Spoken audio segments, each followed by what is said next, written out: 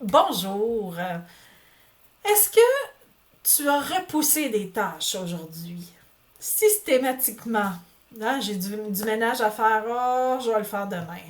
Hein, on a tous ce genre de tâches-là qu'on n'a pas envie de faire, puis qu'on repousse, on repousse. Alors aujourd'hui, je te propose de découvrir pourquoi tu procrastines et de trouver comment arrêter de procrastiner. Si la procrastination n'était pas de la paresse, mais juste un signal intelligent que ton cerveau t'envoie. Ben, dans cette vidéo-ci, je t'explique comment découvrir l'intention positive cachée derrière la procrastination grâce au recadrage. Mon nom est Michel, je suis coach PNL, hypnothérapeute et sophrologue. En PNL, on part du principe que tout comportement, sans exception, ont une intention positive. La procrastination peut être une manière de se protéger, de chercher plus de clarté ou de gérer de l'énergie. Le recadrage, ça permet de garder l'intention, mais tout en changeant le comportement. Alors, le moment que tu attendais, l'exercice pratique. Alors, je t'invite à fermer tes yeux, puis à penser à une tâche que tu repousses systématiquement. Donc, visualise cette tâche-là dans l'environnement où ça se passe, hein, soit au travail, à la maison, dans tes projets personnels. Et essaie de penser pourquoi cette tâche-là, elle est si pesante pour toi. Qu'est-ce qui fait que tu repousses constamment cette tâche-là encore et encore?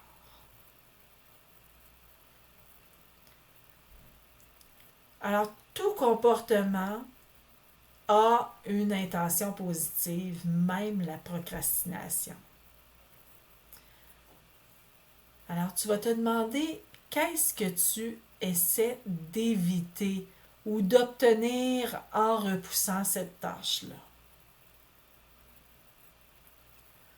Pense-y bien et écris mentalement ou même sur un papier physiquement une ou deux euh, une ou deux réponses en fait de qu'est-ce que tu essaies d'éviter ou d'obtenir en repoussant cette tâche-là.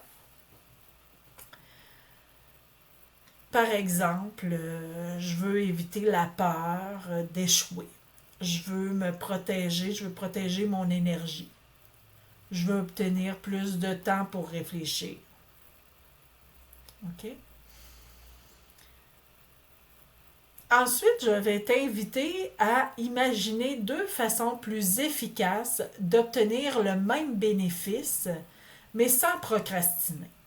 Je te donne un exemple. Là, si je procrastine pour éviter l'échec, la solution numéro 1, ça serait de demander de l'aide. La solution numéro 2, ça serait de découper la tâche en mini-étapes. Si je procrastine pour protéger mon énergie, alors la solution numéro 1, ça serait de me réserver 20 minutes par jour. La solution numéro 2, ça serait de prioriser les parties les plus simples.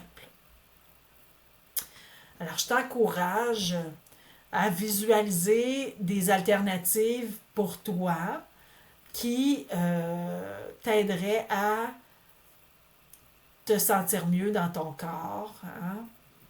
Plus léger, plus motivé, plus énergique. Choisis une des alternatives, puis mets-la en pratique immédiatement aujourd'hui, là. Même juste pour 5 minutes. C'est important de faire ça maintenant, dans l'instant présent, ça crée vraiment l'élan, OK? Euh, c'est souvent les premiers pas qui brisent la procrastination. Donc, je t'invite vraiment à créer, à faire, à choisir ton alternative et de la mettre en pratique vraiment maintenant. Tu sais, la procrastination, c'est pas ton ennemi. C'est juste un signal. Et toi, tu viens d'identifier ce que ton cerveau cherche à obtenir et tu as trouvé un chemin plus intelligent pour y arriver.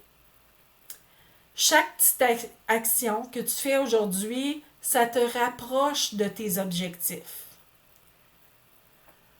Tu as tout ce qu'il faut pour transformer ce qui te bloque en énergie constructive.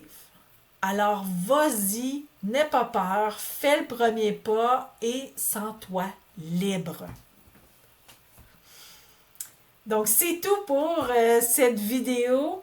J'espère que ça t'a plu. Alors si tu as aimé, clique sur j'aime, partage à tout plein de gens.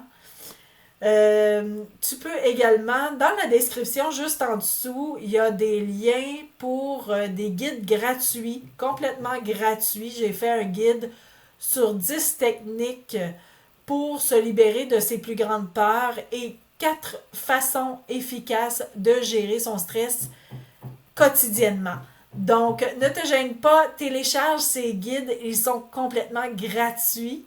Et on se voit dans la prochaine vidéo. D'ici là, prends bien soin de toi.